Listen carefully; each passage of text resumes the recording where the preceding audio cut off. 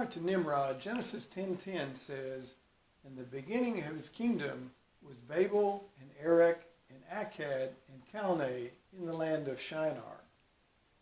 We saw in part 8 14 reasons why Eridu is Babel, the first city. Erech is another spelling for Uruk, which is the second city in both the Bible and in archaeology. We will study Uruk in this video. Akkad and Calneh have not been located.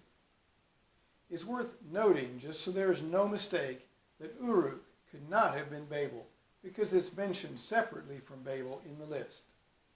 Uruk, and many other settlements existed at the same time as Babel, but they started small.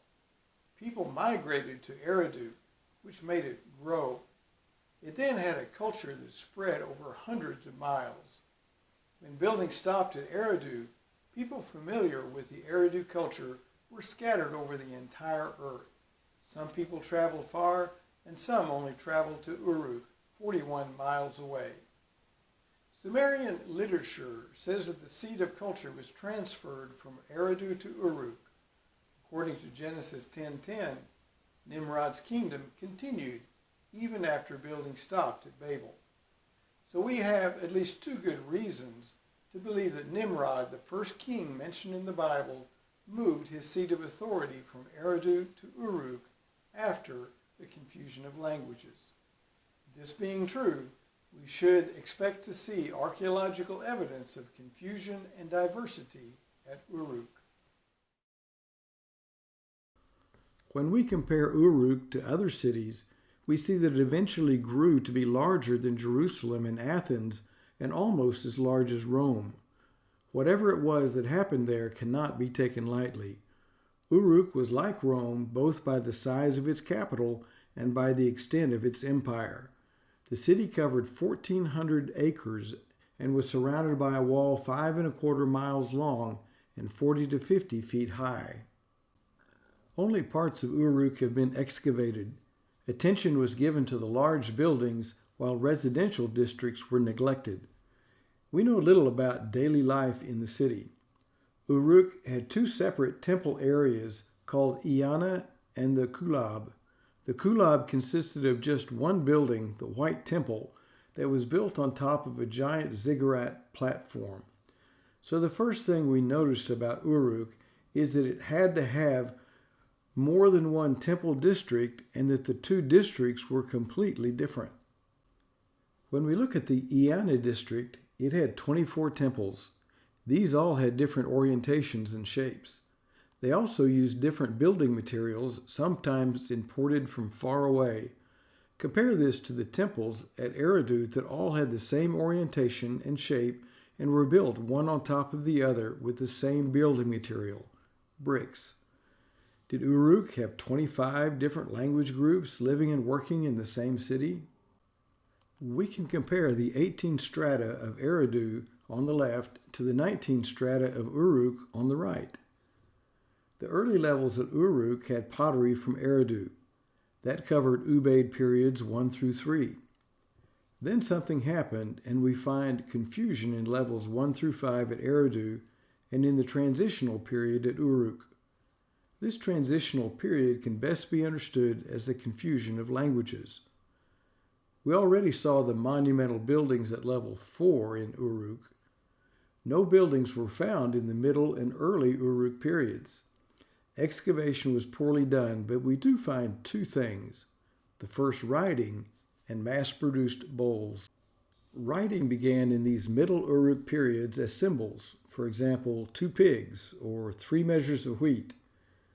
Gwendolyn Like studied these symbols and said that they may have been created by people who were linguistically diverse.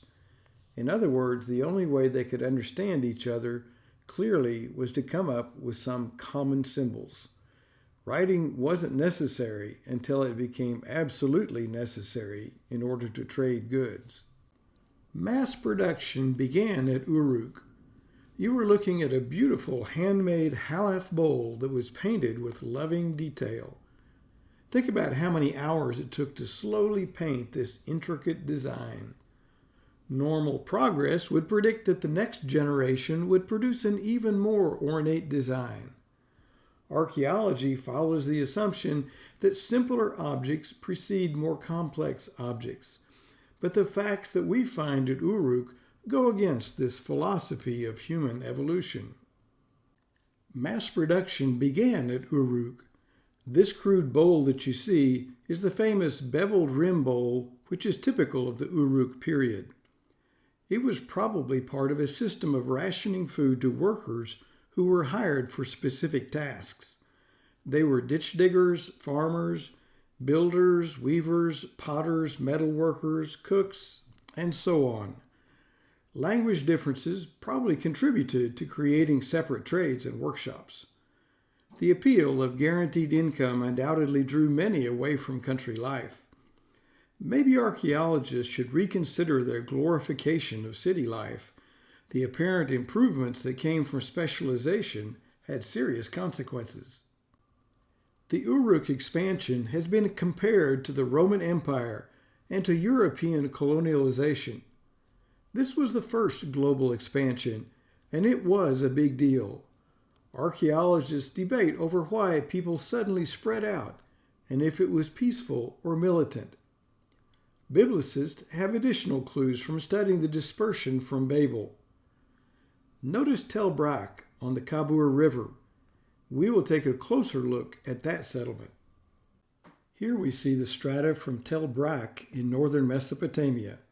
The pottery from stratum A, which is the oldest, does not have a clear style, while B is definitely halaf. Levels C and D are ubaid. Halaf pottery was being used in the north at the same time as ubaid pottery was being developed in the south. Then ubaid pottery replaced halaf pottery in the north, but halaf pottery did not replace ubaid pottery in the south. That's because Eridu was Babel and Uruk was post-Babel. Levels E, F, and G have Uruk pottery, which came after ubaid pottery. It's clear at Tell Brak and can also be seen across the region. While many periods have not been as clearly defined as archaeologists would like to believe, the Ubaid and Uruk periods are the clearest markers for relative dating between Noah and Abraham. The extravagant absolute dates on the left are a matter for another time. During the earlier Ubaid period, people only traveled as far as Dilmun, as far as we can tell. Archaeologist David Roll says that later expeditions from Uruk made it around the Arabian Peninsula all the way to Egypt. Of course, Egypt had already been populated from the north. We saw Canaanites migrating south through the Levantine corridor in Part 3. Colonists from Uruk and Susa came by sea in search of gold and settled in Upper Egypt, Nubia, and Kush. The gold mines that we know existed would have been a strong motivation for Mesopotamian colonists. The valleys east of the Nile at that time were also teeming with cattle, antelopes, ibexes, elephants, giraffes, and ostriches, which did not exist in Mesopotamia. This idea that Egypt was colonized from Mesopotamia as well as from the Levant doesn't come just from legends. It also comes from the study of petroglyphs carved in the wadis or valleys between the Red Sea and the Nile. We have solid evidence that people came from the sea in boats and populated Nubia, which is Upper Egypt. This solves the Kush problem, which is how Nimrod, the son of Cush, could have been in Mesopotamia while Cush gave his name to Upper Egypt. It seems like two faraway places until we realize that they were really connected by sea. This petroglyph or rock carving depicts a ship with 22 oars. David Roll writes that there were large ships having a crew of over 80. The voyage from Mesopotamia to Egypt only took a few weeks, so the colonization of Egypt could have happened quickly. Linking the Uruk period of Mesopotamia to the pre-dynastic period of Egypt solves another problem. The Old Kingdom of Egypt may have been contemporary with the early dynastic period of Mesopotamia, which makes a lot of sense. The very ancient dates given to Egypt have been one of the oldest arguments for rejecting Genesis as history. Maybe Egyptian dates are wrong and the Bible is correct.